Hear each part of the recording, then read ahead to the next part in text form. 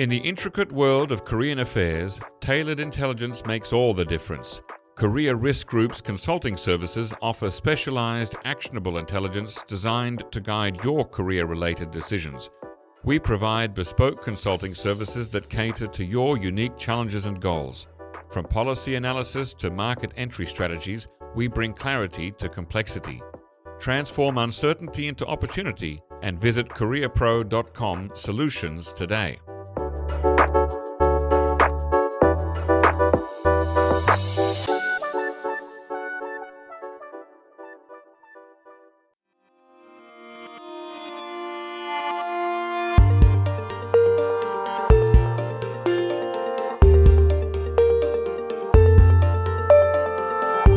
Hello, listeners, and welcome to the NK News Podcast. I'm your host, Jacko Zwetsloot. This episode was recorded by me in Seoul on Wednesday, the 24th of July, 2024, and I'm joined via StreamYard by Frank Alm, who is the senior expert on Northeast Asia at the U.S. Institute of Peace. He oversees the Institute's work on Northeast Asia and focuses on ways to strengthen diplomacy to reduce tensions and enhance peace and stability on the Korean Peninsula.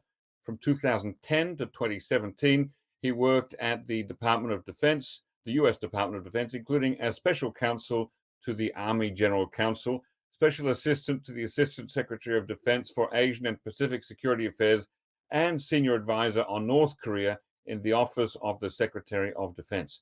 During this time, he advised 4 secretaries of defense on issues related to Northeast Asia and the Korean Peninsula. And you can find him on Twitter at Frank Aum. That's at Frank AUM1. Welcome on the podcast, Frank. It's great to be here. I know it took a little while, but thanks for having me.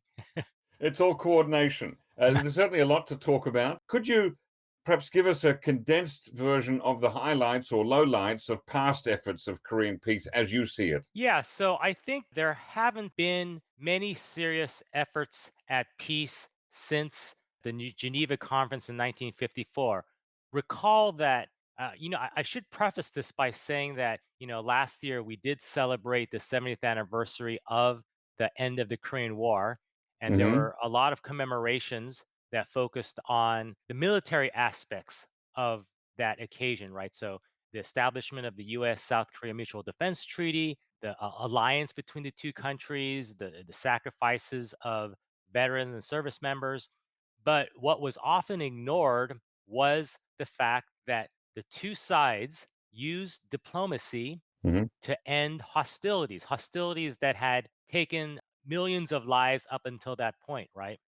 And it was the longest negotiated armistice in history, 158 meetings Mm. spread over 2 years and 17 days, right?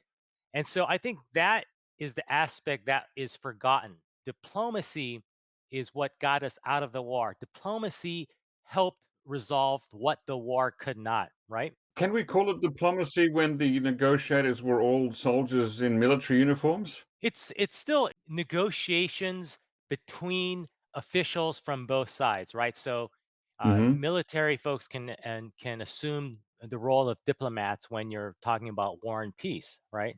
But the point I'm Okay. trying to make is that another important aspect of the armistice agreement is that the military commanders recommended that a Mm-hmm. political conference be held to resolve the Korea question, right? And this political Yeah. conference ended up being the 1954 Geneva Conference that followed the end of the Korean War in Mm-hmm. 1954.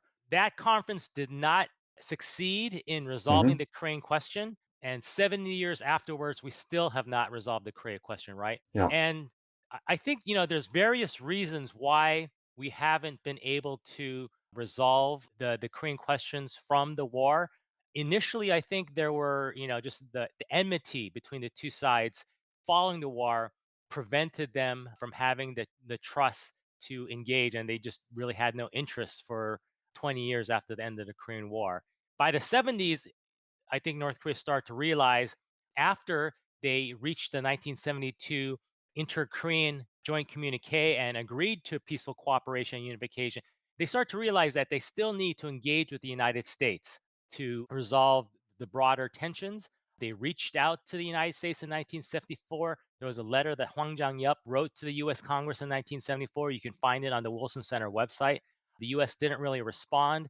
But that was the pattern from the early 70s. North Korea actually wanted to engage. That was the default position. And it was the US that had the leverage to say yes or no or apply preconditions. But the US did not engage, again, for a variety of reasons. They're focused on other issues, the Cold War.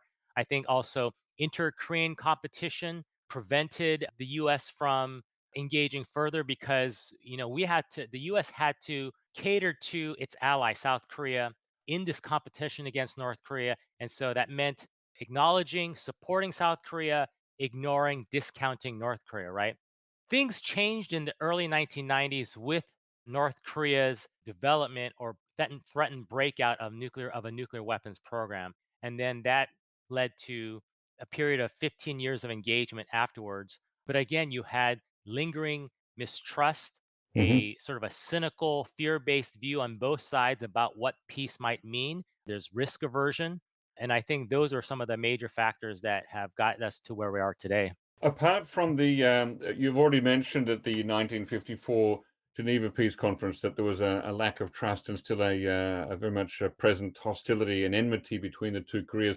What are the other key takeaways of that 1954 Geneva Peace Conference that we can learn from today? Yeah, I mean, I'm not an expert on the 54 Geneva Conference. You could talk to Mark Tokola, who has researched that very closely. Oh, I should also point out that former podcast guest Ra Jong-il, former ambassador to Tokyo and to London, wrote an excellent article in English on the 1954 Geneva Peace Conference that people can I'm gonna have dig to up look that online up. and read. There's not much research out there on that. You're right. But there were several issues that came up during that conference, including holding elections on the Mm. Korean Peninsula, Yeah. the withdrawal of foreign troops, who would supervise these elections. And most of the issues actually were resolved, except for the issue of supervision of the elections and the agreement. Mm. So I think it's unfortunate that we had all these very thorny issues. Most of Hmm. them were resolved, and yet because of that one issue we couldn't reach a final solution. That's I think a bit of a frustrating point, and I think that's a pattern that's we've seen play over and over again throughout the history of the relations between these two countries. Yeah. Now we're probably going to return to some of those themes later on, but there's a lot to talk about here. So I'm going to move on to January this year, when the U.S. Institute of Peace published a series of articles called "Pursuing Peaceful Coexistence with North Korea," and your own piece was the first in that series. And my first, I guess, starting question for you is about the question of sort of underlying belief or assumptions. Do you believe that we should take North Korea at face value when it says that it feels besieged or under threat from the US policy that it calls hostile? I think we do. I think the actions that it's taking represent insecurity, fear, and if you even look at objective factors, the poor state of its economy, its isolation from the international community, the relative weakness compared to not only its southern neighbor, but also its primary adversary, the United States, we can objectively see the discrepancy in power relationships, and so I think it's well understood that North Korea feels besieged and is adopting the siege mentality. And because and of course it's establishing relations with other major powers and allies in the region like China and Russia. And so it certainly is not desperate. It may not be at a point of urgency, but Hmm. again, speaking in absolute terms, it's not in a comfortable position right now. And yet, the internal messaging that is in the propaganda that it speaks to its people, the messaging is more about we're going to get revenge on the Americans rather than watch out, those Americans are coming to get us again. It's hard to interpret North Korean propaganda. I'm sure they've said things along those lines in terms of revenge, but they've also have talked about tightening its belt, right? They've used the pressure from the United States and international community to justify or explain why it has to take certain measures or why the population is undergoing a difficult situation. So I think North Korea uses propaganda for different reasons, and I've seen the gamut for what it has said about its approach to the United States. In your piece in January, you argued that the United States and South Korea's prioritization of denuclearization above all else needs to change to fit the new reality. Why is this? Why does it need to change? Because it's simply not working at this point, right? On one hand, we have seen what North Korea is saying about nuclear weapons. It has updated its constitution to solidify the role of nuclear weapons in its identity, in its defense. It's also stated explicitly that it will not engage with the United States as long as nuclear weapons are on the agenda. So again, we have to take North Korea's words as face value, right? So that's point one. Point two is that, okay, so even though it's saying that it's not going to negotiate away its nuclear weapons, maybe the argument is it doesn't matter. It's a violation of international law. It's a threat to the United States and the international community. So it doesn't matter what North Korea says. We still need to force, coerce, and pressure North Korea away from that, right? That's a fair argument, but again, now we think about what's realistic and what's practical. Is that going to happen? The answer is no.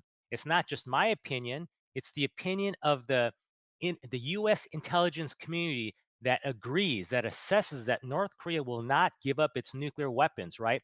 And so what are we doing when this is the assessment of the US intel community and we're taking an approach that is contradictory to that assessment, right? It seems sort of a nonsensical approach. Now, leaving aside the US for a moment, there, North Korea has been told by the United Nations Security Council on a number of occasions, with the agreement of all five permanent members, including Russia and the People's Republic of China, you are not to have a nuclear weapons program and you are not to have intercontinental ballistic missiles. North Korea has been offered other security assurances. Why do you think North Korea persists, and is it justified in doing so? Well, again, I think it persists because of, again, the paranoia, the insecurity of the government and the siege mentality that I referred to earlier. Its belief that nuclear weapons is the strongest guarantor of the regime's security, right? And so it can't rely on the security guarantees or promises of other benefactor countries like China and Russia. North Korea points to what has happened in other countries, Libya, Iraq, maybe even Ukraine, on what happens when you give up nuclear weapons or the prospect of nuclear weapons. And North Korea has also seen that spanning many US administrations, there have been this underlying sentiment that supports regime change or at a minimum regime collapse, right?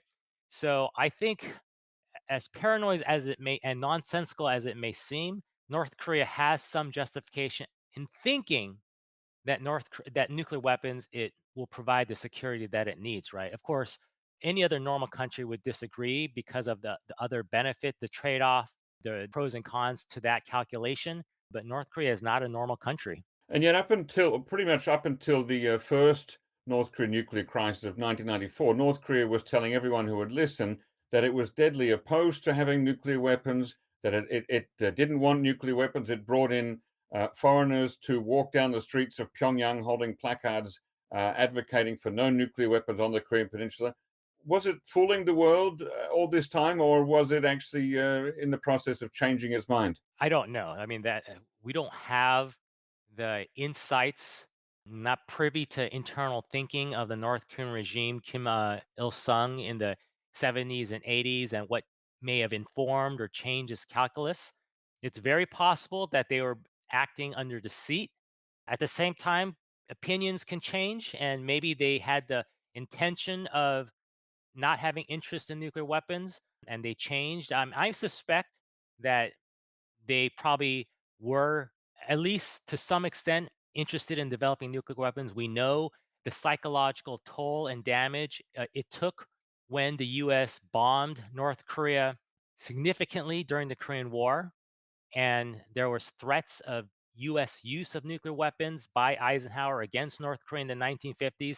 So to that extent, it would be reasonable to understand why North Korea had that fear and suspicion underlying their psyche since the 1950s. When you say in your article that the United States has, quote, led international efforts to isolate North Korea diplomatically, do you mean that the US actually encourages countries to cut diplomatic ties with North Korea? Yes. Can you give some examples of that? Well, certainly during the Obama administration in the second term, there were efforts to encourage other countries not only to enforce sanctions robustly against North Korea, but also, when appropriate, to kick out North Korean diplomats. And we saw that. I can't remember the exact countries. I think it was some Latin American countries. For example, it could have been Spain, which is a European country, but I think maybe Chile. I'll have to look that up again. But there were several countries, probably around 2015, 2016, that Hmm. kicked out North Korean diplomats, and I think it was with pressure from the United States. Now, how can the US, in your view, reduce the risk of conflict, improve security, and build mutual trust and understanding in a tangible, proactive, and realistic way? That's something that you argue for in your paper. Right. Well, I think the idea of reducing risks, improving security, that is a goal that all administrations espouse.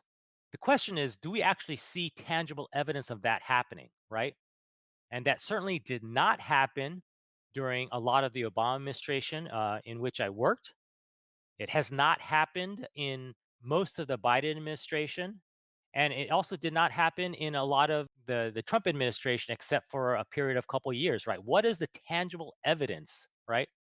Of course, you can say, well, yeah, we haven't had North Korean pouring across the 38th parallel, right? We've prevented war for 70 years.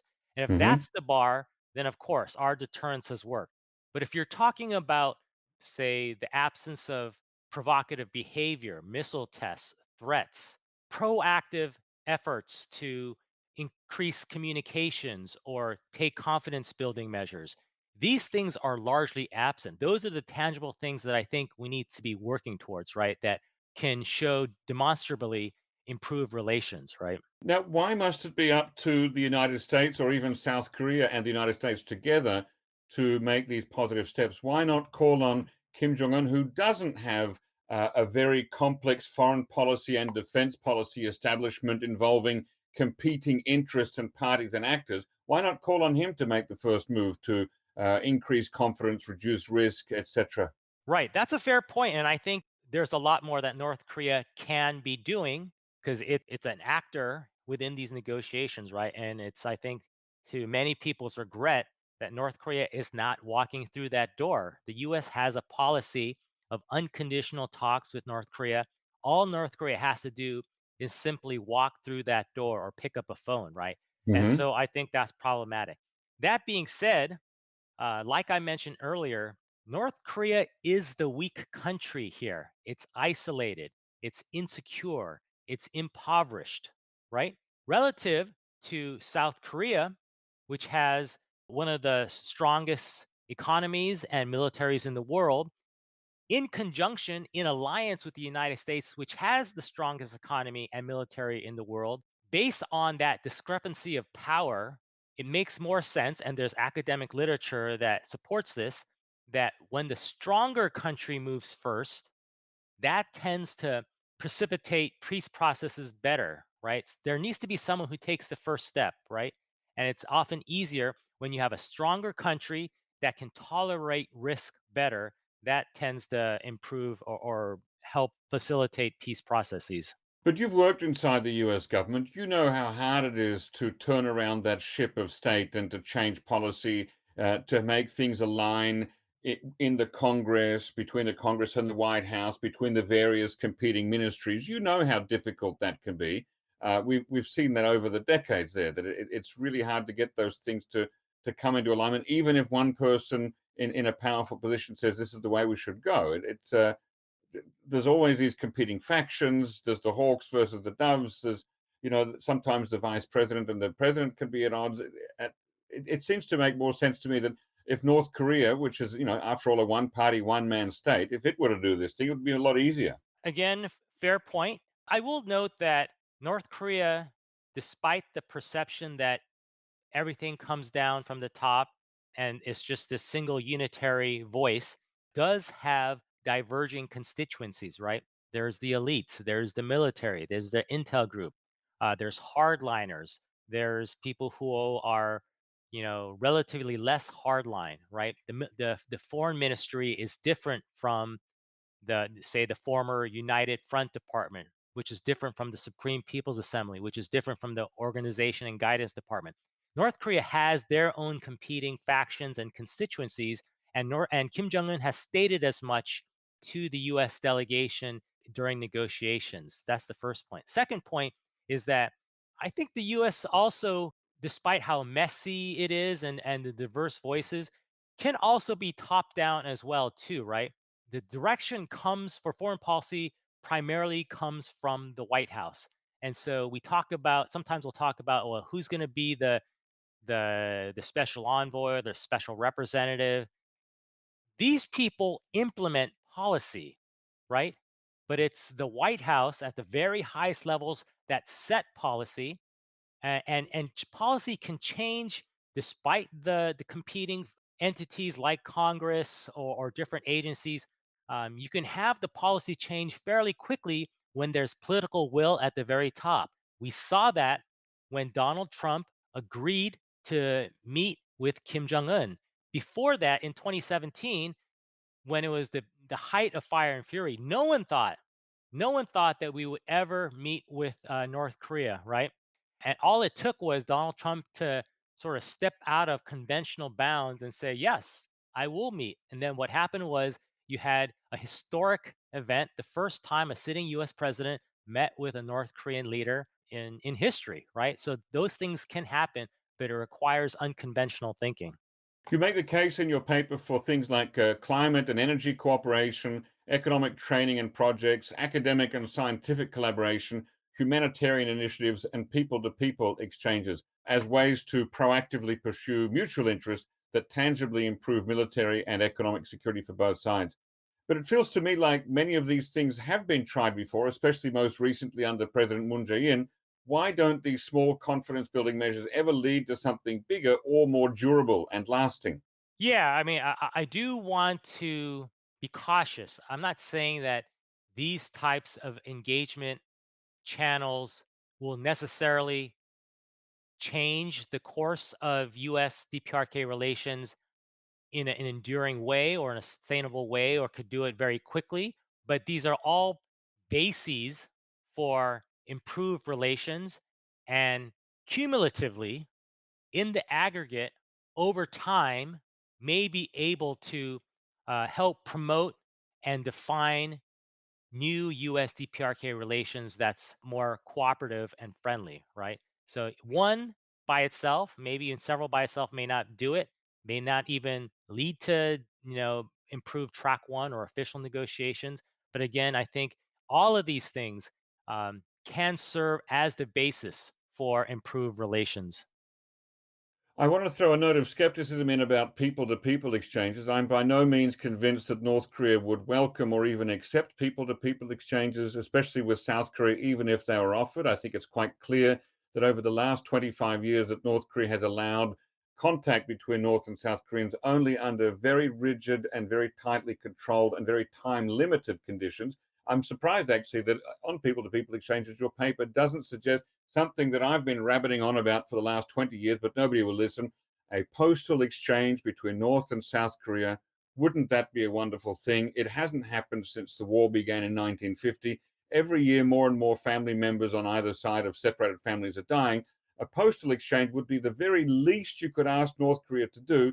And yet, I think when it has been offered to North Korea by South Korea, North Korea has rejected it. That suggests to me that North Korea is not that interested in people to people exchanges. What do you think?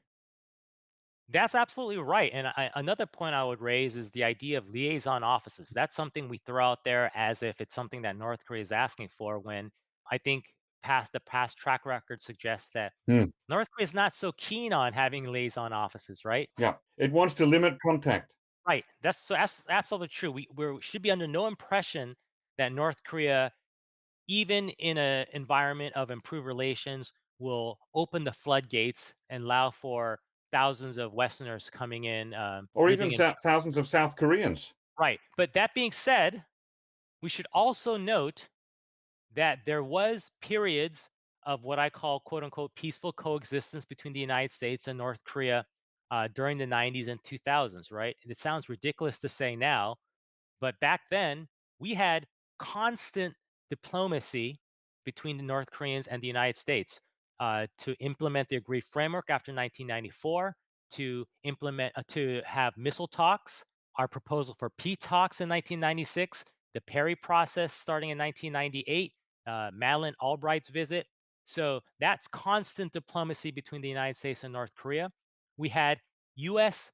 DoD, Department of Defense officials in North Korea working side by side with the Korean People's Army on the remains recovery operations, right? Recovering the remains of US service members from the Korean War. We had thousands of US citizens going to North Korea every year for, reuniting with family members, but also tourism and other business. And this is prior to the Otto Warmbier Act of 2017, 2018, right? And then Hmm. you also had US congressional delegations and staff going to North Korea every other year. You had North Korean delegation, dozens and dozens of North Korean delegations going to the United States for scientific, academic, people to more sports and cultural exchanges. So to that extent, I think that was helping to inform both sides, provide a better picture of U.S. culture and thinking, build relationships. Again, this is at the micro level, but I think that all ultimately helps towards a better understanding and less of a sort of a singular image on both sides of what the other country is like. Now, you argue in your piece that the primary focus of US policy should be to strive for peaceful coexistence with North Korea, but the problem seems to me that North Korea is not content with peaceful long term coexistence with South Korea in the same peninsula space as North Korea is. Do you think that this is now more possible and realistic given that Kim Jong Un seems to have given up on the dream of peaceful unification with the South? I think that's a proposition worth testing, right? Because when you go back to the Korean War, yes, there's a strong competition. North Korea probably felt in a better position to take over South Korea or a stronger legitimacy because of the state of its economy and relative to South Korea in the 60s and 70s. That has changed, and obviously with the improvements in the defense and deterrence capabilities on both sides, I think it's very unrealistic to think that one or the other could invade and take over the other. And I think both sides realize that. And now, under the situation where North Korea has abandoned peaceful unification, perhaps this is an opportunity to relook the unification policy of South Korea and think more about a separation policy or a normalization a policy. Because again, the United Nations, the international community, looks at the two Koreas as separate countries, right? And so maybe that might be the basis for more peaceful coexistence and relations if there's not this fear of one side subsuming the other or absorbing the other. I'm not sure. Now, I'm not convinced of this.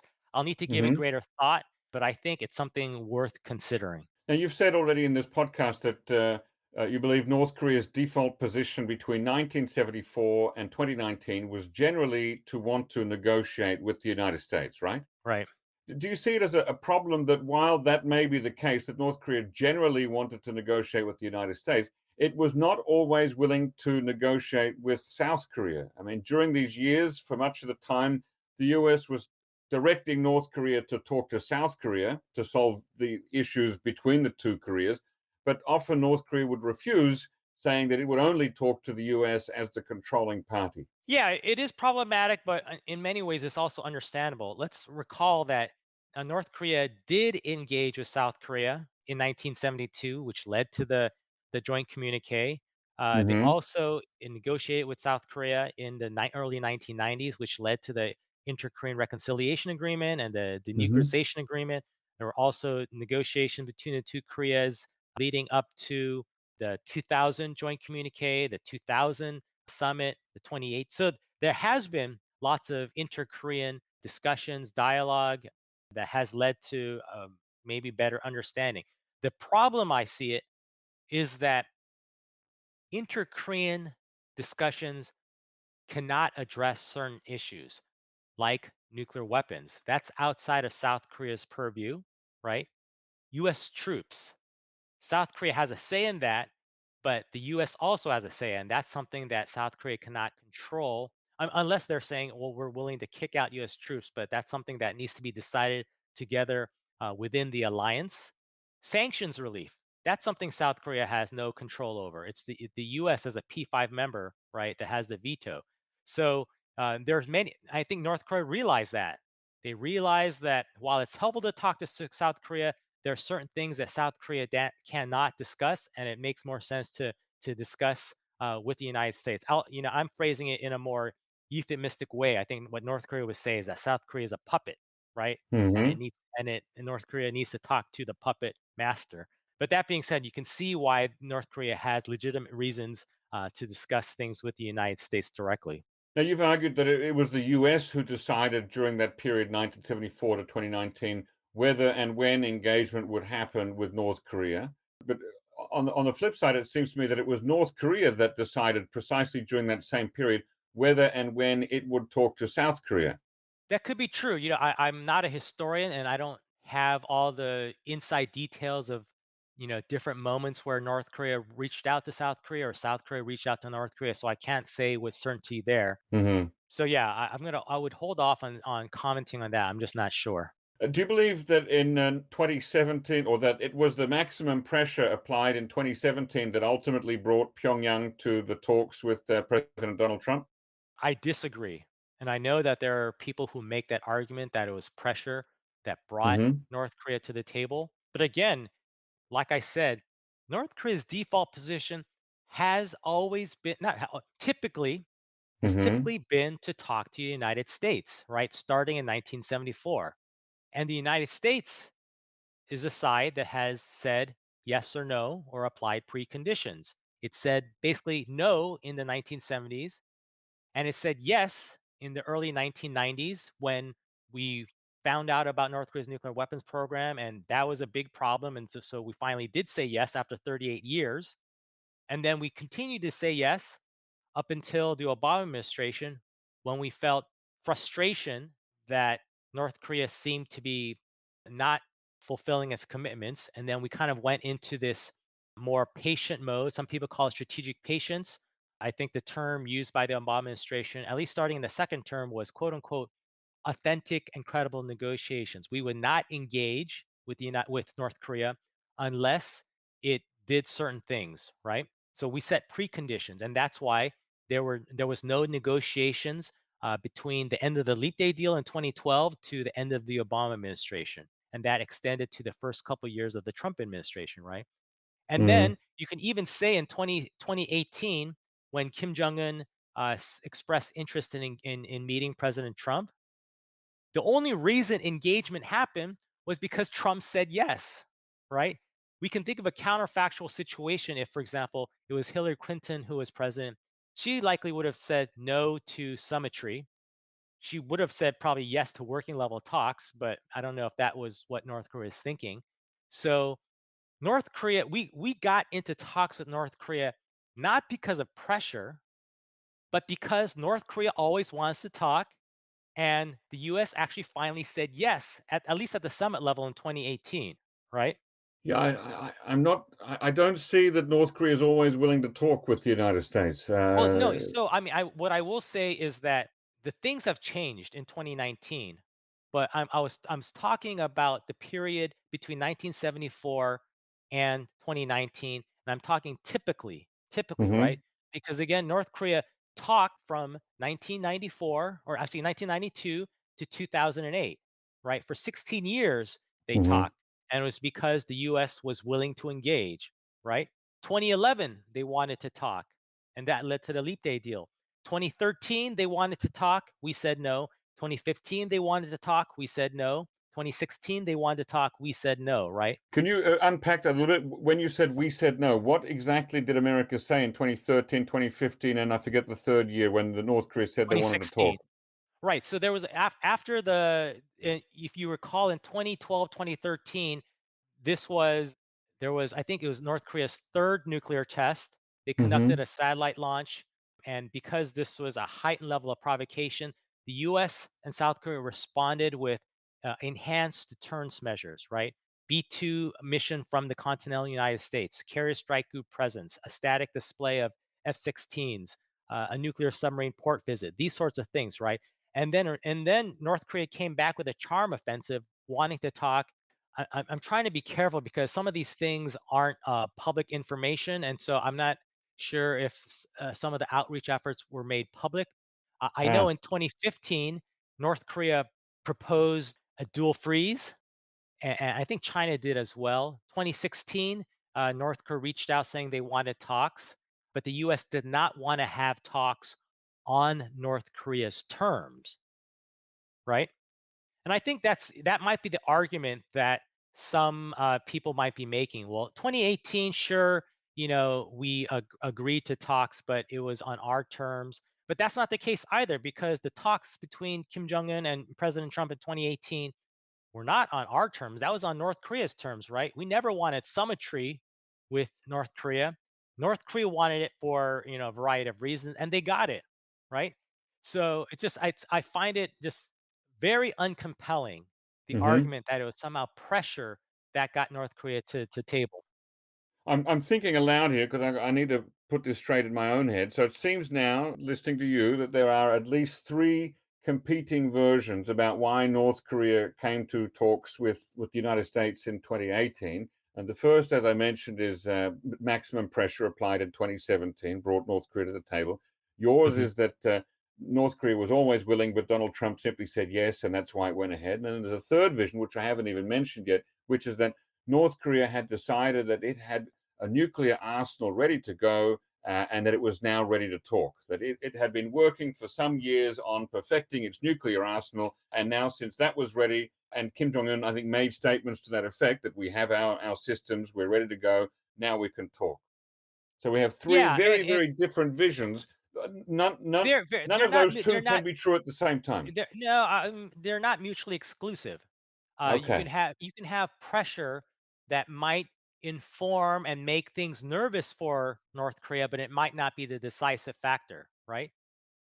You also have a situation where North Korea, remember, North Korea did come to the table for many, many years between 1992 and 2008. Was it pressure that got North Korea to the table during those 16 years? I wouldn't think so, right? I think it was the idea of receiving benefits, right? The potential for benefits Hmm. that drew them to the table, right? And we also have to look at other situations. Remember 2005 when the U.S. applied the Banco Delta Asia sanctions, Yeah. and then afterwards, North Korea cites this as the reason for why they dropped out of the six-party talks for about a year, right? Hmm. So that's a situation where pressure weakened diplomacy, right? And then they came back to the table in, I think, late 2006, which led to the implementing agreement in February 2007. And that, I think, was largely driven by the fact that we were expressing a willingness to give North Korea the $25 million back from the Banco Delta Asia sanctions. Not only that, in 2006, North Korea conducted its first nuclear test to express its displeasure about the BDA sanctions, right? So I think we have to look at the totality of the empirical evidence. What happens? What is North Korea's behavior when we apply pressure? What is North Korea's behavior when we engage? And I think, you look at the studies out there. There's a 2017 study by CSIS that Hmm. demonstrates a strong correlation between periods of US DPRK engagement and lower levels of North Korean provocations, right? And then you can also look at periods of US pressure. The first strong US pressure campaign was following the collapse of the Leap Day deal. So basically from 2012 to 2018, right? So this overlaps a little bit with the maximum pressure campaign from Trump.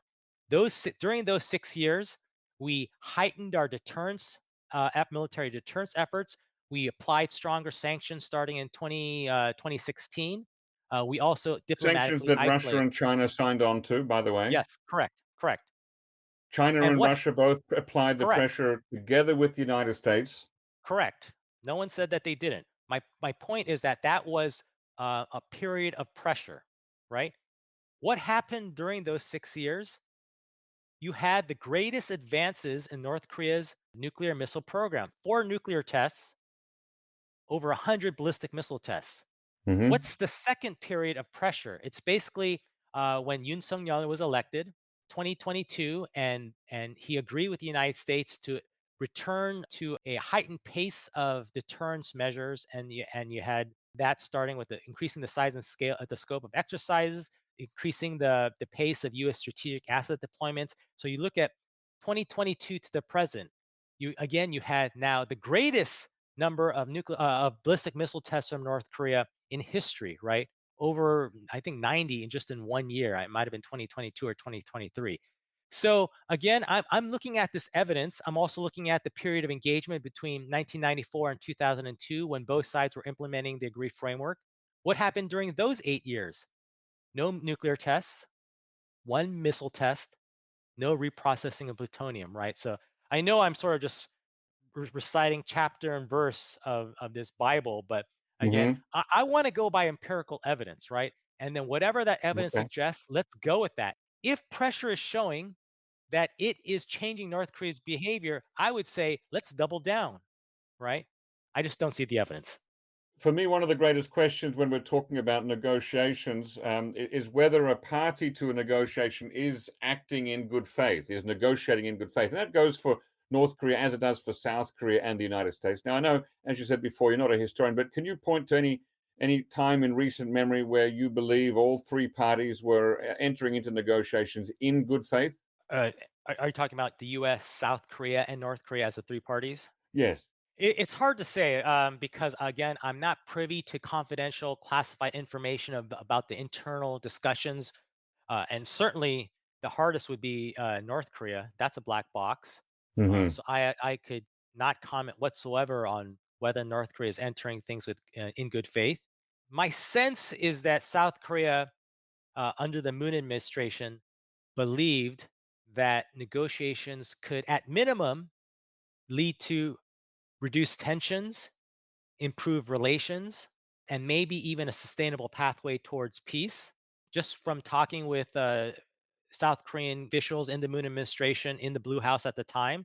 And on the US side, I feel like there was sincerity as well. But again, it's hard to say because there's such inconsistency among certain US actors. So when I talked to Steve Biegun, I Hmm. absolutely believe that there was sincerity, good faith in negotiating. But at the same time, you had people like John Bolton, the national security advisor, Mike Pompeo, who are more hard line, and they, from their past statements and writings, they clearly did not want, at least John Bolton, did not want any sort of deal with North Korea. And it's hard to understand President Trump's motivations. Maybe he did want a deal, but Hmm. for not the right reason. It's hard to tell. It looked like he was sincere in reaching a deal. Maybe it wouldn't have been the best deal. That's hard to say. So it's really hard to interpret the motivations of many sides when you don't have all the information. It seems to me that North Korea is not willing to talk to the United States or South Korea, either individually or together as a team. And that seems to have been the situation for the last 5 years. Would you agree with that assessment? Yes. So, how do we break through that? How do we change that? How do we get North Korea to once again use that awful phrase, come to the table? Yeah. Well, I think there is, again, I've pointed to past academic literature and research that suggests that the way to facilitate peace processes, one of the theories out there is called GRIT, GRIT, Graduated Reciprocation Intention Reduction. The idea is that one country, typically the stronger country, starts first. They offer unilateral conciliatory gestures as a way to invite reciprocation from the other side, and that leads to a cycle of reciprocation and tension reduction, right? Hmm. There's precedent for that on the Korean Peninsula in the early 1990s when the United States unilaterally withdrew tactical weapons. They unilaterally suspended the major team spirit exercises. And like I said, they agreed to high level cabinet level talks for the first time in 38 years, right? These are all major concessions. And what did we see North Korea do? They signed the Inter-Korean Reconciliation Agreement, they signed the Joint Denuclearization Agreement, and they signed the IAEA Safeguards Agreement, the International Atomic Energy Agency Safeguards Agreement, right? Hmm. So that's one example of a reciprocal cycle of unilateral gestures, right? You had a same cycle in 2018 where South Korea started the process with conciliatory messaging and gestures. North Korea reciprocated. Remember, North Korea shut down Punggye-ri, their nuclear test Hmm. site. They shut down Dongchangni, their missile engine test stand. They handed over 55 boxes of U.S. service member remains. They handed over 3 U.S. detainees, and they applied a moratorium on nuclear missile testing. So that was North Korea's way of trying to facilitate the process, and the U.S. agreed to summit level talks. They canceled the UFG exercise in August 2018. So there was this process going on in 2018. Unfortunately, it seemed to stop when Mike Pompeo made a return visit to Pyongyang after Singapore, and he didn't seem to have any other concessions. And so that only a list of demands, and that's when North Korea said, "Hey, this is we don't appreciate these gangster-like demands from the Hmm. U.S." And things kind of fell apart a little bit. They were reinvigorated with Hanoi, but then things floundered after the lack of an agreement there. But so all that is to say, all that history is to say that that is a process that by which we can try to get North Korea back to the table. It is a little bit sad, though, that at the end of that period, just following on from where you left off there, that even while President Moon Jae-in was still in the Blue House and was still making conciliatory overtures to North Korea, that the North Korean leadership made that decision to blow up the liaison building and basically throw a lot of dirt in Moon Jae-in's face. I mean, that's how those confidence building measures ended, in my view. Yeah, I think, and that's unfortunate. I think some of it is maybe North Korea's frustration with things that Moon Jae-in may have been telling North Korea, promises that South Korea shouldn't have been making. Again, I think at some point South Korea ran out of road, right? They were doing everything they could to bring the Hmm. two horses to the water, but they couldn't force those horses to drink, right? And the US was not making the type of concessions on, say, an end of war declaration or, say, partial sanctions or sanctions relief in general that North Korea is wanting. And North Korea felt frustrated. They felt like South Korea was misrepresenting what could possibly happen. And so that's frustrating. That doesn't have to be the final word, right? Just like pressure, if say a certain designation is made about a North Korean entity and that doesn't work, we don't just throw up our hands and say, well, pressure doesn't work, right? These things you can make compelling arguments on both sides, and people have that these things need to be sustained to have effect, both engagement, maybe even pressure. Hmm. And I think it's short-sighted to just say, well, things didn't work in the past, and Yeah. that's that. Now, the last thing I want to talk to you about is that in April this year, you co-wrote a piece that listeners can find on the U.S. Institute of Peace website, and I think we'll include a link in the show notes, called "Why Peace Games: Insights from East Asia." So, what are peace games, and how can they help to ease a tense or hostile situation between two countries or two parties? Right. So the idea for the peace game came from my general perception that one of the biggest roadblocks to peace building, at least in Washington, D.C., is that most of the policymakers view security issues like North Korea primarily through the lens of threats and worst case scenarios, right? So, in other Hmm. words, it's the fear of North Korean aggression, coercion, brinksmanship based on the country's provocative behavior since the Korean War. It's these things that have shaped how Washington views its objectives and risks on the Korean Peninsula. And similarly, North Korea's own perception, their own threat perception based on what it sees as hostile US behavior, has developed into what we talked about, the siege mentality that's used to justify repression and belligerence abroad. And in the US, I think the security focused perspective leads to analytical approaches like wargaming, which primarily emphasizes how to deter, contain, and defeat the North Korea threat. And so it's not surprising that these approaches contribute to or reinforce the development of US policies towards North Korea that rely heavily on military deterrence and dominance, economic pressure, and diplomatic isolation from the international community. And I think these tools have been successful in achieving certain outcomes, like preventing a war, but they've been severely inadequate in addressing the equally important goals of building peace, improving relations, which require different tools like diplomatic risk taking and Hmm. confidence building measures. And so, it was my desire to take a different view, right? That looks more at positive scenarios. How do we sustain diplomatic engagement? How do we take risks in diplomacy like the unilateral gestures that can help improve relations and reduce tensions on the peninsula. Again, tangibly, we need to see tangible benefits, comprehensive military agreements, reductions in, pulling back of the no-fly zones, demilitarization of Panmunjom, right? Those are the things I'm looking for, right? Which we're not seeing today. We're seeing the undermining of all of those things like the CMA. Now, in running a peace game around the Korean Peninsula and tensions between North and South Korea, would it be impossible, or is it a goal to get inside the mind of the major players and try to anticipate what decisions they might make in a similar situation? It is. I mean, that's a difficulty in all simulations, including wargaming, which DC does Hmm. to significant levels, right? So the best we can do is to find participants in the simulation who are very familiar with the thinking of the government and try to act out their roles as consistently and faithfully as possible to the views of the government. So, for example, obviously the hardest actor to try to fill is the North Korean side, right? We don't Yeah. have I mean, sure, we can get North Korean defectors maybe who had high level positions in the government, but in Hmm. general, it's hard because of the for a variety of reasons. So we had experts who are very familiar with North Korean thinking, U.S. experts, but Chinese experts as well, play the role of North Korea in the simulation.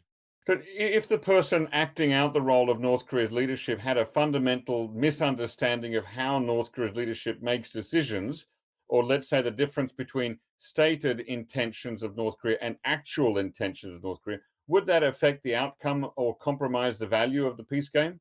Absolutely, absolutely. The peace game is entirely reliant on the views and actions of these participants. And again, we had four participants play the role of each country. So we had 16 participants total, right? Hmm. Four is not a representative sample, right? And so if you conduct the peace game many, many times, you might have a more representative, maybe analysis of what might happen in these scenarios. And this is one simulation with four participants playing each country. So yeah, it absolutely could change the dynamics of the game depending on the individuals involved. We tried to get participants who had disparate views, but again, like we'll have to run the simulation many, many, many times to get a more representative assessment. The longer I look at North Korea, the more it seems to me that completely opposite opinions or conclusions about the workings of North Korea can be sincerely held by completely reasonable people with reasons that sound plausible. Take, for example, Kim Jong Un's attitude towards a second Donald Trump presidency. We've got some commentators that say that Kim doesn't really care because he has Putin on his side now. But there was an interview by a recent North Korean defected diplomat who said that Kim Jong Un is very keen to see Trump back in the White House. One of them's true and one of them can't be. Or both could be true, right? And things Yeah, aren't maybe black not and at the white. same moment, though. Well, again, it's not black and white. You can have mixed feelings, right? You can feel that everything else being equal, would you prefer Kamala Harris or Donald Trump if you're Kim Jong Un? You probably prefer Donald Trump. He's already established a relationship with Donald Trump. He probably thinks he understands how Donald Trump thinks. So you can, it wouldn't be unreasonable to say that you have a preference for Donald Trump. That being said, you could also think that ultimately it's not a decisive factor, and if it's not Donald Trump, then you're gonna move along with your own policies regardless, right? So it can be this gray area. It doesn't have to be one or the other. I suspect that's the case, that he's not gonna shed a tear if Donald Trump is not elected, but if he could choose from one or the other, he would probably prefer Donald Trump.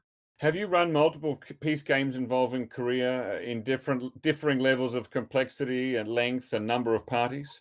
I have conducted one. I've participated in two others, but I've participated in probably 10 war games, and Hmm. that's what happens in DC, right? Sure. Okay, well, sticking to the peace games that you have been involved in, then, tentatively, what can you tell us that you've learned? Yeah, so I would refer listeners to our report. You can find online at the Quincy Institute website. But I would highlight three main observations. One is that the U.S. and North Korean teams that participated in the stimulation, these are diplomatic negotiations, they perceived potential losses greater than potential gains. So there was risk aversion that was involved. Not surprising. That's how many people behave in negotiations. I think Danny But Kahneman's written about that too. yes, That people are yes, more concerned about loss aversion than right. what gain they may not get.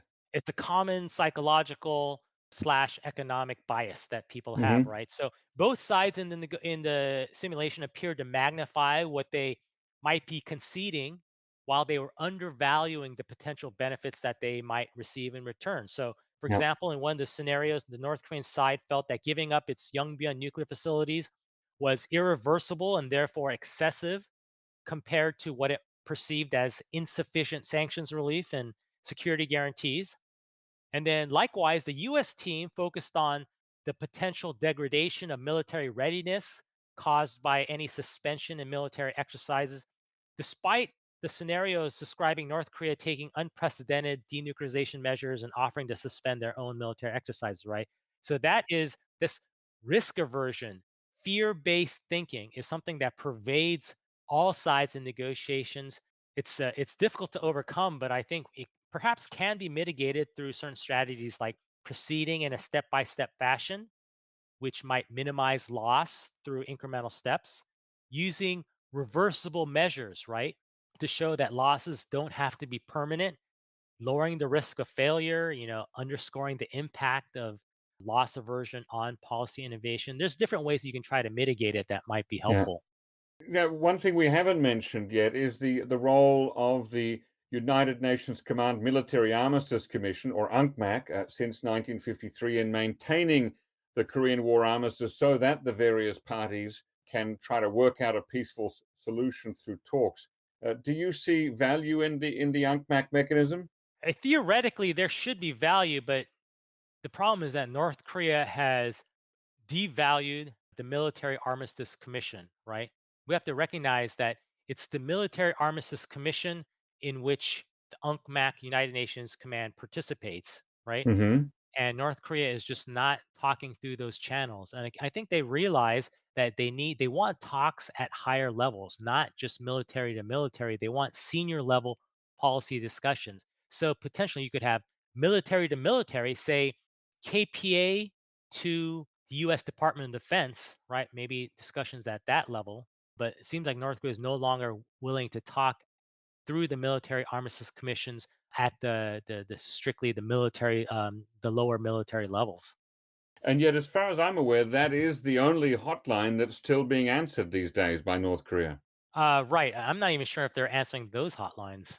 Every day, apparently, according to Oh, an okay. interview I conducted with the Deputy Secretary of UNCMAC, that is the only one that North Korea still answers, and they do so daily to check whether the line is still working. That's encouraging, but again, it's probably some junior North Korean major or even a private who has no Hmm. say except to just answer and maybe just relay information. Did you include UNCMAC in your peace game?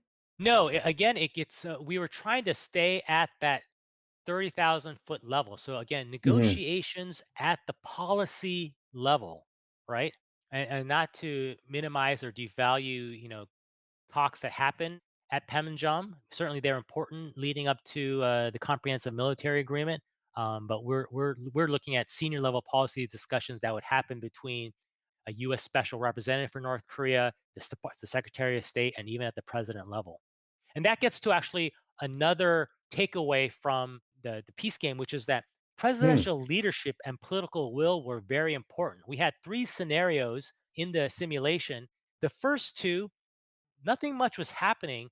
And it was because, despite the fact that we said, all the sides should be looking towards reaching some sort of agreement, there was I don't know, reluctance, foot Hmm. dragging, maybe because of the loss aversion that I was referring to, the unwillingness to take risks, maybe a lack of clarity about what the leadership wanted. But in the third scenario, when we explicitly said there is a mandate from Kim Jong Un and President Trump that the two sides reach a deal, Hmm. things move very quickly, right? Because they got explicit directions to do things from the leadership. And then we see that in present day as well. When the leadership is not committed, then nothing happens, right? When you have President Trump and Kim Jong Un directly involved, I think things move very quickly. Doesn't guarantee a deal, especially when there's you don't have persistence on both sides. But I think political will is a determinative factor in whether deals can be reached or not. Just picking up from that point, what then? What happened, or what went wrong then? I mean, it's a big question, and we're late in the interview. But I just want to ask briefly there. At the end of Hanoi, Donald Trump basically said, "Look, we couldn't reach a deal today, but I'm telling my people to talk to his people to work something out." So it seemed like that will was there that you talk about, that directive was there, but it didn't go anywhere. Those working level talks didn't really reach anything. Why do you think that is? Well, yeah, I mean, it's well. At first, I have to say, like, I don't have insider information. I can only go off of accounts that I've read. Hmm. One account obviously is from John Bolton's book, right? And he basically says that Trump, Kim Jong Un went to Hanoi offering Yongbyon Yes. for relief from all the major UN Security Council sanctions post 2016. For the United States, that was too much. So we said, if you want relief from all of those sanctions, which the US views as the heart of our leverage and pressure against North Korea, then North Korea has Mm. to give up everything, not just Yongbyon, but all its covert facilities, chem, bio, missile, everything, the whole grand Hmm. bargain, right? North Korea said no. And then Trump came back and said, okay, well, how about partial sanctions relief? John Bolton, in his book, said that was the worst moment of the meeting because remember, John Bolton did not want an agreement, right? Kim Jong Un basically ignored that offer. They talked about other things, and then President Trump again raised the possibility of partial sanctions relief, and Kim Jong Un said no again. And then things just sort of fell apart, right? And so there was political will that got the two leaders to the side, but we have to realize we were that close to an agreement. All it required was a head nod from Kim Jong Un to say, okay, partial sanctions relief, and we could have been on uh, off and away to a more comprehensive talks, right? But when Yeah. I say we didn't have strong political will, is remember there was also reporting that at the same time of Hanoi, Michael Cohen, President Trump's former lawyer, was Mm. providing testimony against Hmm. President Hmm. Trump, right? Yeah, he And was President Trump distracted. was, yeah, he was concerned about that. He was focused on Yeah. those testimonies. He was also hearing that if North Korea wasn't interested in a deal, he wanted to be the one who broke up, not Kim Jong Hmm. Un. And so President Trump was really interested in getting out of there if we couldn't get a quick deal, right? So there was no perseverance, right? We think about that. It was basically a day and a half, 2 days in Hanoi. When Yeah. you think about compare that to say 13 days that was required to reach the Camp David Accords, or multiple meetings between Reagan and Gorbachev and Bush that led to some of the major agreements in the 80s, right? So in Yeah, that but that was sense, 40 years ago. Nobody has time for long talks like that now, Frank. oh, you absolutely do. You absolutely, if you have the political will, if you have the political will. And it doesn't have to be again 2 weeks, but it could be more than 2 days, right? Mm. Last questions, I promise, because I know I've taken a lot of your time here. Right now, we're seeing a cycle of escalations and tit for tat between North and South Korea. North Korea, of course, has been sending these trash balloons south just today. One landed in front of the British Embassy. So South Korea turned on loudspeakers for 16 hours a day. What happens when one side or the other starts shooting at balloons or loudspeakers across the border? It escalates and it leads to potentially greater crisis, right? We sort of saw that in 2015 Mm. when there was the landmine incident at the border, Yes. and Yep. South Korea was blaring its loudspeakers, and it really bothered North Korea, and they finally met and agreed to stop the loudspeakers. I think North Korea may have expressed regret about the Hmm. injured South Korean soldiers. So that ended in a positive way, right? But it could also escalate into a negative situation. You have to realize that you know, our history of getting into talks with North Korea and reaching agreements is always one of, or at least the track record suggests, is one of crisis and violence, Hmm. right? Think about, and I'm going to give examples here, the North Korea threatening to withdraw from the NPT and turn Seoul into a sea of fire. This is the early Yep. 90s. That Yep. culminated in Great Framework, right? You had North Korea actually withdrawing from the NPT, the Axis of Evil language from George Bush. Hmm. That led to the start of the six-party talks. You had the 2010 provocations, Cheonan sinking and the Yeonpyeongdo shelling in 2010 that led to the talks in 2011 that led to the Lite deal in 2012. And then you had the fire and fury period, the threats of totally destroying North Korea, Yeah. the bloody no strikes that led to the Singapore summit, right? That Right. is our track record. That's a very unhealthy track record to be reproducing. We need to skip that violence and get directly to talks. How do we do that? Well, let's think of some creative, unconventional ways to do that. Now, in the current cycle that I'm talking about with the balloons and the loudspeakers, the United States hasn't been involved yet. What should the United States' role in this particular cycle be? Well, I think the U.S. wants to give, obviously, allow latitude to South Korea to determine how it deals with its own security policy, especially when it's at that level. Hmm. But I'm sure there is some expressions of restraint, trying to get South Korea to tamp things down, not escalate too much, keep its rhetoric not so provocative. We'll see how it goes. I think if there's signs that things are escalating in a hostile way, then we'll see more pressure from the U.S. on South Korea to tamp down the loudspeakers, perhaps. Maybe North Korea could step it up beyond trash balloons to more provocative acts like satellite tests, maybe even a nuclear test, right? But then that gets to strategic level issues that bring in the United States, right? Yeah. Yeah. Okay. Well, I want to thank you once again for coming on the show and being so generous with your time today, Frank Ong. Absolutely. Thanks for having me, Jacko. Our listeners will be able to find you on Twitter at FrankOn1 and also at the US Institute of Peace. That's usip.org. Yeah, thanks very much, and I wish you all the best with it. Thank you very much.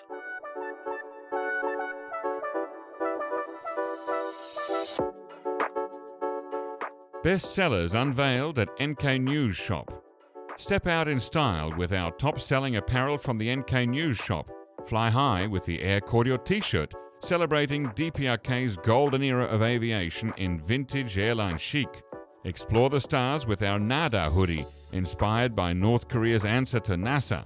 Or toast to tradition with our Taedonggang beer T-shirt, capturing the essence of North Korea's renowned brew.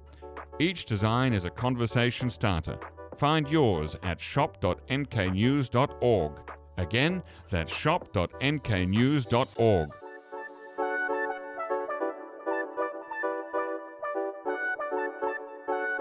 Ladies and gentlemen, that brings us to the end of our podcast episode for today. Our thanks go to Brian Betts and Alana Hill for facilitating this episode, and to our post-recording producer genius Gabby Magnuson, who cuts out all the extraneous noises, awkward silences, bodily functions, and fixes the audio levels. Thank you, and listen again next time.